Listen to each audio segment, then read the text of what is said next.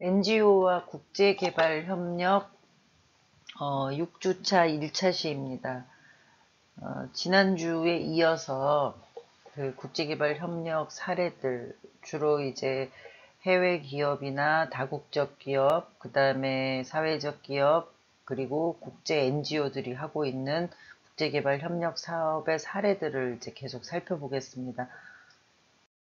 이제 이 사례들을 접하면서 우리가 이제 우리 수업에서 이제 프로젝트를 수행하는 것 중에 하나인 그 국제개발협력 사업 기획을 하는 아이디어를 이제 그 도출을 해내셔야 되는데, 지난 시간에 설명드린 대로 오프라인이나 웹 기반의 사업을 기획을 할 수 있고요. 또 국제적인 위기 상황에 대한 아이디어를 좀 개발을 해서 기획을 하면 좋겠다. 이런 그 내용들을 설명을 드렸습니다. 오늘도 이제 이어서 여러분들이 이제 배정이 된 그 조언들이 있습니다. 그래서 오늘 이제 그 사례들을 설명을 듣고 계속 프로젝트 일에 대한 이제 준비를 이제 해나가는 것입니다. 그래서 그 논의하는 과정들을 잘 기록으로 변환을 해가지고 팀별 토론란에 이제 제출을 해주시고요. 또 그 전체 참여하는 시간들은 그 채팅 파일이 됐든 영상 파일이 됐든 어쨌든 1시간 이상이 되도록 구성을 해주시면 좋겠습니다. 그리고 이제 그 지난주부터 조별 활동이 시작이 됐잖아요. 그래서 그 각 조원들, 팀원들의 그 역할 분담을 명확하게 해서 우리가 그 이번 학기를 끝나면서 이제 프로젝트 보고서를 만드는 데에 차질이 없도록 여러분들이 좀 적극적으로 참여를 해주셨으면 합니다. 먼저 이제 우리가 그 프로젝트 이제 기획을 하는 거잖아요. 그래서 여러분들한테 조금 더 이제 그 기획의 의미를 좀 더 이제 자세하게 알 수 있도록 이제 한 가지를 설명을 드리려고 하는데요. 우리가 흔히 이제 계획이 있고 기획이 있습니다. 그 여러분들이 이제 그 일상생활 하시면서도 나는 이런 계획이 있어. 나는 이런 거를 기획하고 있어. 라는 어떤 그 용어를 많이 쓰시죠. 그럼 구체적으로 계획과 기획은 어떤 차이가 있는지에 대해서 우리가 잠깐 생각을 해보면요. 여러분들은 이 두 개념 중에 어느 것이 더 그 광범위한 개념이라고 생각을 하십니까? 계획이 더 광범위할까요? 기획이 더 광범위할까요? 뭐, 여러분들이 이제 잠깐 생각을 해보셨을 텐데요. 계획이 더 광범위하죠. 계획이라는 거는 기획보다는 훨씬 더 큰 개념의 우리가 미래, 앞으로 할 일들에 대한 부분을 얘기를 하는 것입니다. 근데 이제 여기에서 우리가 이제 계획과 기획의 아주 중요한 차이를 제대로 이해를 하면 여러분들이 훨씬 그 프로젝트 기획을 하는 데에 훨씬 더 많은 도움이 될 거라고 생각이 됩니다. 계획하고 기획의 가장 큰 차이점은요. 여러분들이 예를 들어서 학교에 간다. 내가 오늘 수업이 있어서 학교에 간다. 이것은 계획일까요? 기획일까요? 네, 그것은 여러분들의 계획이죠. 학교에 가는 계획, 학교에 갈 계획이죠. 그런데 거기에서 학교에 가는 기획을 할 때는 모두 다가 다릅니다. 여러분들이 1번부터 뭐 그 20명이 넘는 우리 학생들이 있지만 각각이 다 학교를 가는 계획은 가지고 있지만 학교를 가는 기획에 있어서는 다 차이가 있습니다. 예를 들면 A라는 학생은 나는 학교를 가는데 오늘 시간이 좀 많으니까 걸어서 가서 운동 삼아서 걸어서 갈 거야. 그럼 몇 시에 출발해서 몇 시까지 도착을 해서 수업 준비를 하면 될 거야 라고 하는 경우가 있고요.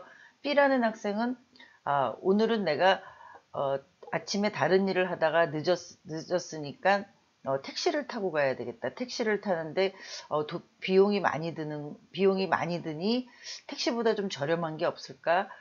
그러면은 학교 그 통근버스를 탈까? 아니면 통학버스를 탈까? 아니면 그 고속버스를 탈까? 뭐 이런 여러 가지 중에서 본인한테 가장 적합한 그런 교통수단을 선택을 하게 되죠.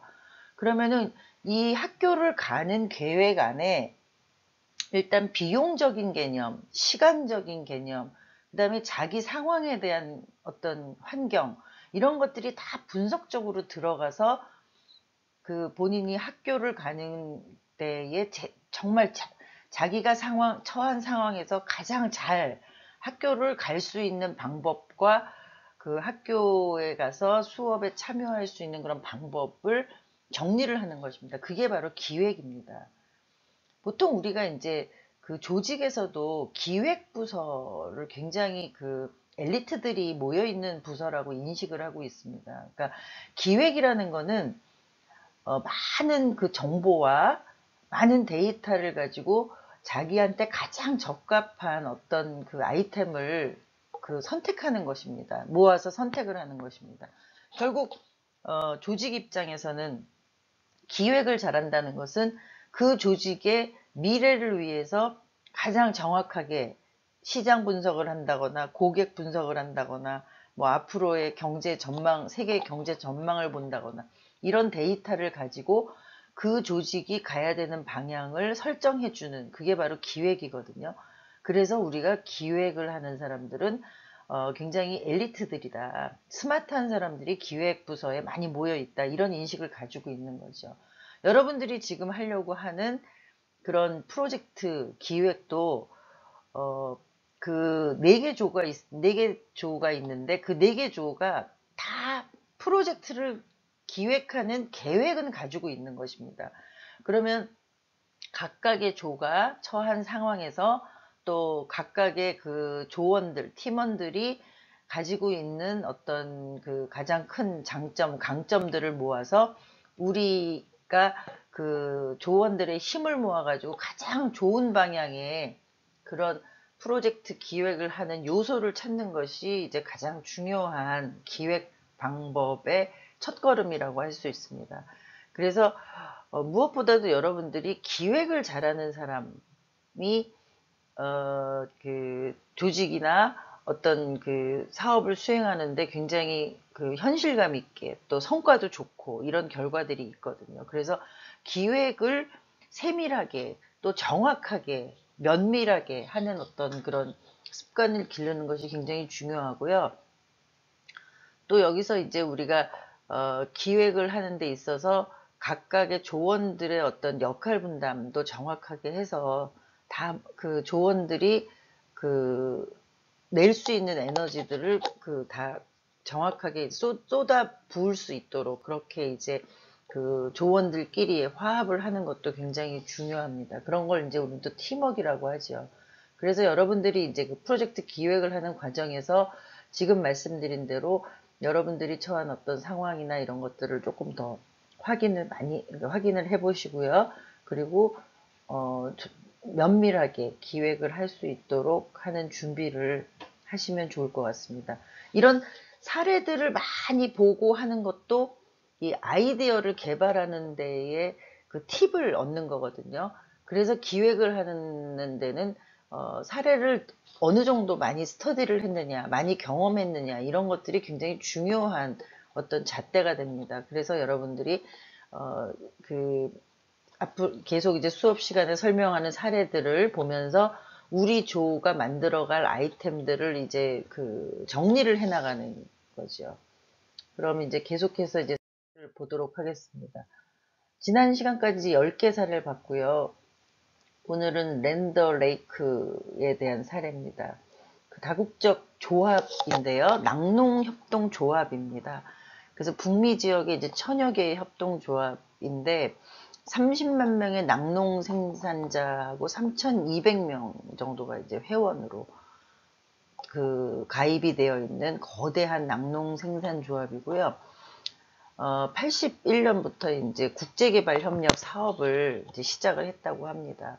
그래서 이 조직이, 이 협동조합이 이제 국제개발 협력을 하는 사명은 우리는 최상의 경험과 최고의 지식을 활용해서 개발도상국의 농민들, 협동조합들, 농업기업들을 지원한다. 그리고 혁신적이고 효과적인 식품과 농업 해결 방안들을 적용시켜서 경제 성장을 일으키고 보건과 영양 개선과 빈곤 감소를 지원한다. 이런 어떤 그 미션을 가지고 있습니다.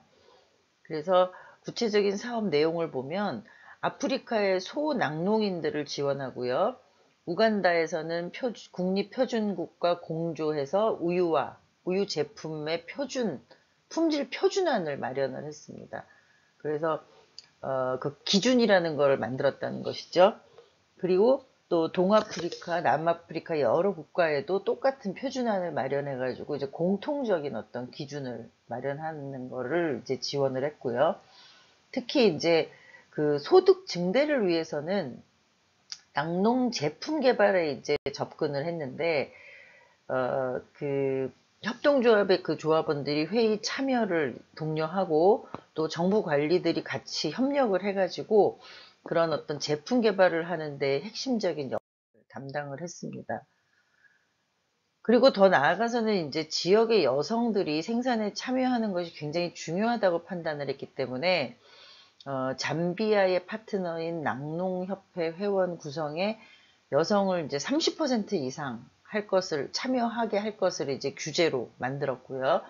또 비공식 경제에서 활동하는 많은 여성들을 공식 영역으로 이제 진입을 시켜가지고 안정적인 소득을 보장할 수 있도록 시도를 했습니다. 그리고 잠비아 정부하고 공조해서 소규모 낙농 농민들이 우유 생산을 개선하고 품질을 그대로 유지할 수 있도록 이제 기술 협력을 이제 하고 조직화를 했다는 것이 이제 그 구체적인 사업 내용으로 정리가 되어 있습니다. 결국 이제 이런 그 개발 협력의 성과는 세계적으로 10만 가구 이상의 삶의 질을 개선했다라고 이제 평가를 했고요. 또 2만 개가 넘는 2만 466개의 일자리를 마련했다고 했고요. 또 4만 명에게 그 품질이 개선된 그 우유나 유제품들을 이제 먹게 해가지고 영양과 보건 서비스에 기여를 했고요. 6만 명 이상이 식량 안보와 생산성 교육을 받았고 4만 6천 명이 그 시장에 대한 접근 기회를 이거는 이제 생산하고 판매를 하는 어떤 과정에 참여하는 기회를 얻었다는 것이죠. 그래서 165개의 새로운 협동조합을 만들어 나가면서 역량을 계속 이제 저개발 국가에 강화를 했다. 이런 어떤 성과를 가지고 있습니다. 12번째는 이제 메이지 초콜릿인데요. 그 일본의 다국적 기업입니다. 메이지를 이제 보면서 여러분들이 아마 연상이 되셨을 거예요. 1906년에 이제 설탕 회사로 시작이 됐다고 합니다. 그런데 제과와 낙농 기업으로 이제 그 브라질에서 카카오를 구매해서 초콜릿을 이제 생산하고 판매를 했던 회사인데요. 그 브라질에 있는 그 산림 농업 그을 주도하는 농협 그 여기는 텀 아쿠라고 되어 있는 그 농협하고 전략적으로 이제 파트너십을 맺어서 그 본인들이 그 본인 그 메이지 그 본사가 필요로 하는 카카오를 그 생산해서 구매하는 어떤 과정에 협력을 했겠죠. 그래서 양질의 카카오를 생산하기 위해서 그 농협의 품질 개량 또 발효 건조 과정 이런 어떤 기술들을 전수하고 또 서로 논의하고 협력하면서 장기적으로 이제 협력 관계를 유지를 했다고 합니다. 사업 내용은 이제 일본이 브라질과 남미 대륙하고 이제 관계를 맺은 게 1920년대라고 하는데 이제 그 1906년에 회사 만들었으니까 이제 한 뭐 10여 년 직후겠죠. 원재료인 카카오가 많이 있는 지역을 이제 그 선정을 한 거겠죠. 그래서 그 일본 농부들이 파라주에 이주를 해서 먼저 이제 후추 경작 산업을 이제 해갖고 성공을 했습니다. 그 후추 농업은 이제 성공은 했는데 이게 병충해 피해로 이제 사업이 사장이 됐다고 합니다. 그래서 산림업이 이제 브라질이 산림이 많으니까 농업보다는 농산림업이 더 좋겠다. 그래가지고 이제 그쪽으로 이제 이동을 하면서 브라질하고 이제 개발 협력을 하다가 카카오 초콜릿 상품의 생산을 지원하는 거를 이제 발견하게 된 것이죠. 그래서 일본이 이제 브라질로 이민 간 농민들의 개발 지원을 위해서 브라질의 학교, 도로, 전기시설 이런 것들을 이제 지원을 했고요. 또 농업연구센터를 설립했고요. 그리고 열대 과일, 열대 산물을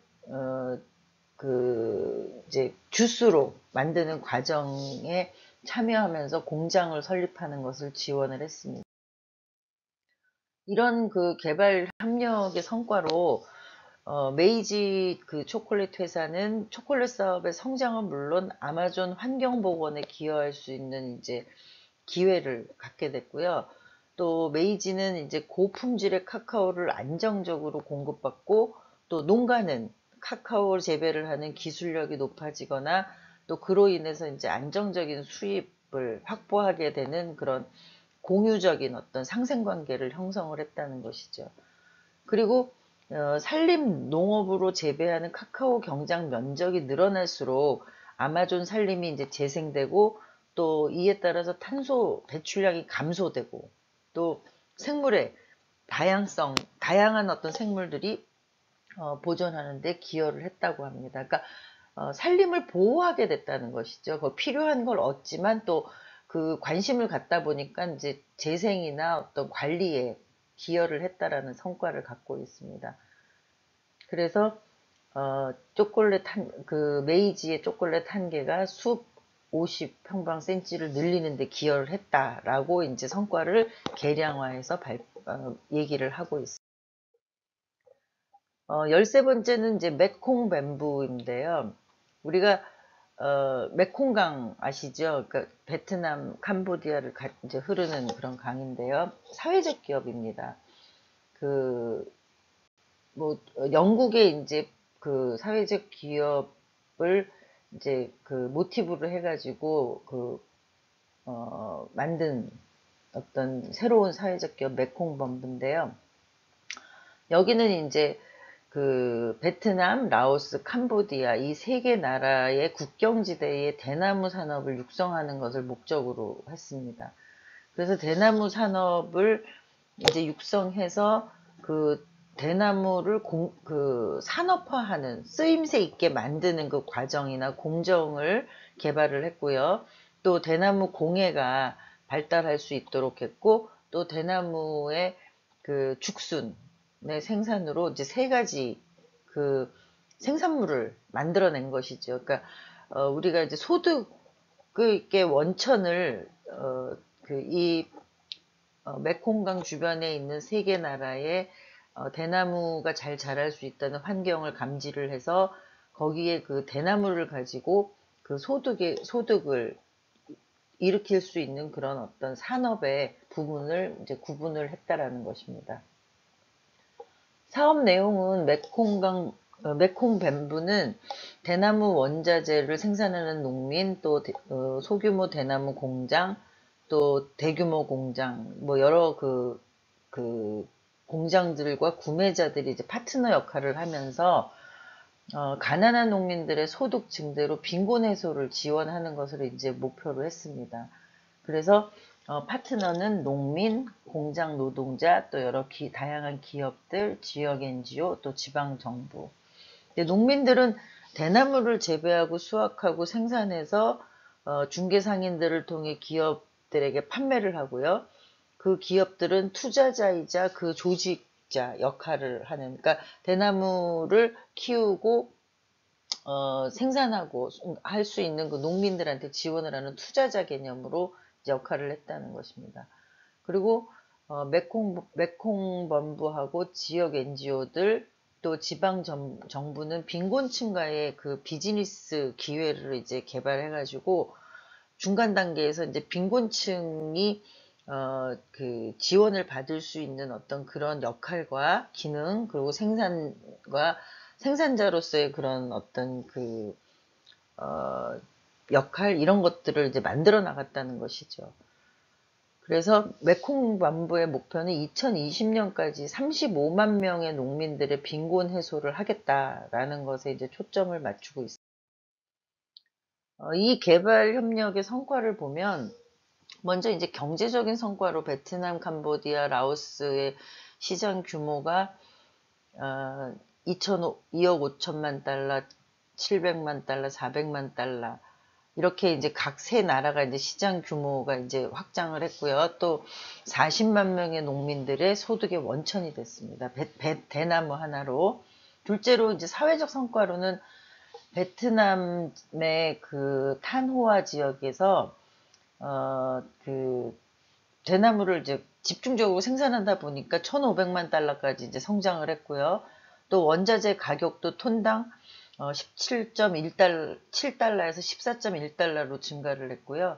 2만 1,000명이 농가 소득 증대 효과를 하면서 이제 빈곤 감소에 크게 기여를 했다고 합니다. 일자리는 2004년, 2000년 두 해를 비교를 해놨는데 이제 8,314개에서 1,747개로 이제 그 증가가 됐고요. 또 대나무 농민의 85% 이상이 이제 소수민족, 그 지역을 벗어나기 어려운 그 토착민들이죠. 그러니까 토착민들을 통해서 대나무를 키우도록 했다는 거고요.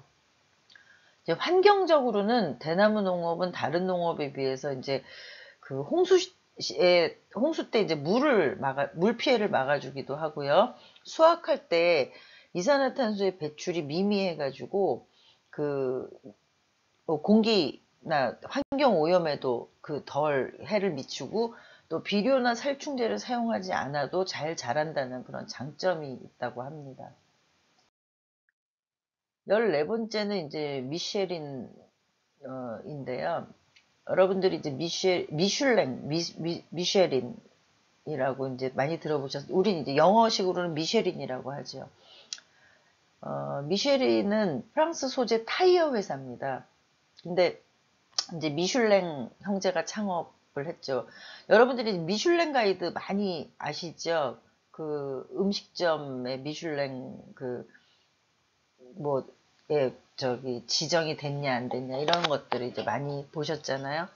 그런 것처럼 이제 그 미슐랭 그 형제가 창업한 타이어 회사고요. 세계 170개 국가에서 마케팅을 하고 14만 명의 직원을 고용하고 있고요.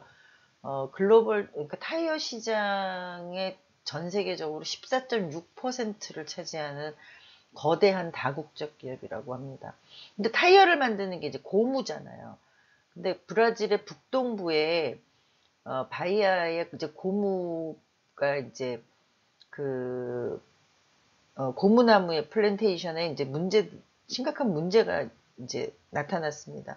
고무는 이제 미쉐린의 그 타이어의 그 소재로 굉장히 중요한데 거기에 이제 문제가 발생을 하면서 생산성이 저하되고 천연 고무의 가격이 하락되고 또 그 생태적인 어떤 그 변화가 있으면서 지역 경제에도 영향을 미쳤다고 합니다. 그래서 이런 문제를 해결하기 위해서 이제 그 미쉐린이 다각적으로 이제 접근을 한 거죠. 그래서 지역을 떠나지 않고 지속적인 사업을 할 수 있는 그런 모델을 도입을 한 것입니다. 그래서 결국 기업이 지역사회하고 공유 가치를 창출하는 방안으로 또 지역사회의 그 사회경제적인 또 환경적인 어떤 변화를 줄 수 있는 방법으로 그 사업을 모색을 했고요. 고무 공급 업체들에게 이제 생산을 보장하고 안정적이고 지속 가능한 그런 어떤 그 공급 수요 그런 어떤 그 체인을 만들었다는 것이죠. 사업 내용을 보면 브라질의 고무나무 수확의 건강성을 보호하면서 고무나무 생산의 효율성을 확보해서 기업과 농민들의 수입을 동시에 극대화시키는 전략을 이제 추진을 했고요. 고무나무가 성장하는 집중 지역을 400헥타르 규모의 12개 중형 그 플랜테이션으로 분할을 해가지고 브라질 미쉐린에 판매해서 병충해에 저항적인 새로운 고무나무 품종을 개량해서 생산하도록 했습니다. 그러니까 고무나무가 그 병충해에 강할 수 있는 어떤 방법을 연구해서 이식을 시켰다는 것이고요. 또 고무나무 사이의 공간에 코코아나 바나나 등을 같이 재배해서 수익을 증대시키는 방안도 도입을 했습니다. 그렇게 해가지고 이제 미쉐린은 12개 플랜테이션에서 고무나무를 안정적으로 공급받았고요. 또 자체 인프라를 유지해서 1800헥타르를 소유하면서 연구 개발에 지원하는 어떤 그런 활동을 했고요. 1000가구의 소농민들에게 가족 소유의 고무나무 플랜테이션을 하도록 이제 지원을 해가지고 가족 그 소득 증대를 할 수 있도록 그렇게 지원을 했습니다. 그리고 또 그 플랜테이션 지역의 용수시설이라든가 프로세싱 시설, 의료시설, 학교 등의 인프라를 지원을 해가지고 그 지역이 같이 개발되고 발전될 수 있도록 그렇게 했습니다. 이런 성과로는 지역 경제에 대한 기여가 있고요. 또 농민들의 안정적인 일자리와 소득을 보장하는 일을 이제 했습니다. 그리고 또 이제 그 플랜테이션을 확장하면서 새로운 일자리를 제공하는 어떤 기회가 됐고요. 또 병충해에 강한 천연 고무를 생산하면서 그 생산량도 증가를 했고 또 생산량 증가가 바로 거기 그 지역의 그 수익으로 또 지역 소농민들의 그 소득 증대로 이렇게 연결이 되도록 했다는 것입니다. 15번째는 나투라라는 이제 다국적 기업인데요. 2000년에 그 비즈니스를 시작을 했다고 합니다. 브라질의 이제 화장품 기업인데요. 자연식물에서 축출한 원자재를 활용해서 이제 화장품을 만드는 이제 회사인데, 어, 원자재 공급을 받기 위해서 세계의 가난한 지역사회와 이제 계약을 맺고 화장품의 그 원료, 어, 프리프리오카라는 건데요. 그런 식물이랍니다. 그래서 그거를 이제 그 공급을 받았습니다. 그래서 이런 어떤 그 화장품의 생산을 원만히 하기 위한 어떤 그 품질 좋은 원료를 제공받기 위한 지역을 일단 그 가난한 지역 사회를 선정해 가지고 원료를 공급받을 수 있는 어떤 체계를 만들었고요. 사업 내용을 보면 공급자 선정의 기준을 정의하는 정책을 수립을 했습니다. 그러니까 그 지역 사회가 나투라에 공급하는 어떤 기준들을 알려줬다는 것이죠. 그리고 또 반면에 그 지역에 대한 그 다국적 기업 나투라의 책임에 대해서도 규정을 만들었습니다. 그리고 그 지역 사회하고 어떤 그 1차적인 어떤 그 중간 관리 업체들이 있는데 그 서로 간에 관리하는 프로그램들을 수립을 했고요. 그리고 사회 환경적인 원칙도 그 기준을 도입을 해서 식물 원료를 공급하는 지역에 그 정확한 어떤 모니터링을 실시를 했고 또 이제 끝까지 지역사회와 더불어서 지역의 가능한 그런 개발 프로젝트를 만들어 주겠다라는 어떤 그 방침을 가졌습니다.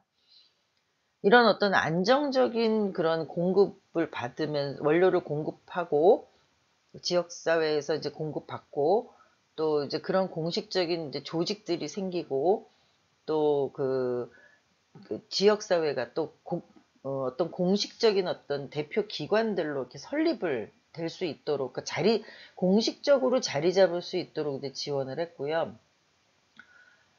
보아비스타 지역사회가 이제 최초로 나투라의 파트너 지역사회가 되었습니다. 2003년도에 이제 그 이후에 그 여러 지역사회가 참여해서 그 공급자 역할을 하는데 아까 얘기한 대로 가난한 지역을 일단 선정을 했다라는 것이죠. 그래서 그 지역을 개발시키기 위한 노력을 했고요. 이 개발 협력의 성과로는 가난한 농민들이 새로운 생산적인 식물의 재배와 채취 기술을 습득을 했고요. 농민들의 부수입원이 돼서 이제 빈곤 해소가 됐다는 거고, 또 소농민들이 안정적인 공급에 참여를 하고, 또 이해 집단으로 공식적인 협회나 협동조합을 설립해서 이제 관리 감독을 하게 됐다는 것이죠. 거기에다가 이제 그 화장품 회사잖아요. 그 나투라 지역에 또 새로운 비누 공장을 설립해 가지고 그 가정들, 단위 가정들, 농촌 가정들이 또 그 비누 공장의 그 원료를 공급할 수 있는 어떤 체계를 만들어서 지금 추진하고 있는 중이라고 합니다. 어, 국제개발 협력에 대한 어떤 사례를 그 살펴봤는데요. 다음 시간에 계속 이어서 잠깐 쉬었다가 또 사례를 살펴보도록 하겠습니다.